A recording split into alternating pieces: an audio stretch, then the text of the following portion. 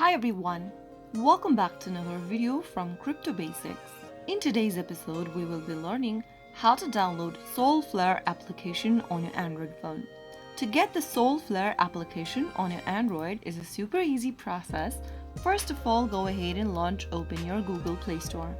Also make sure that your device is connected to a stable internet. Within the search box at the top, type in Solflare. Once you find the Solflare wallet application in the search result, look for the install button to begin downloading the application on your Android. Solflare is a secure and powerful Solana wallet that allows you to buy, store, swap tokens, and access Solana DeFi from both web and mobile platforms. After waiting for a couple of minutes, the application will be downloaded and installed on your Android phone. Once it is done, you will be able to open the Solflare wallet app on your Android phone. So that's how it's easily done. I hope the tutorial was helpful to you. If it was, go ahead and give us a thumbs up. Don't forget to subscribe to the channel by hitting the subscribe button.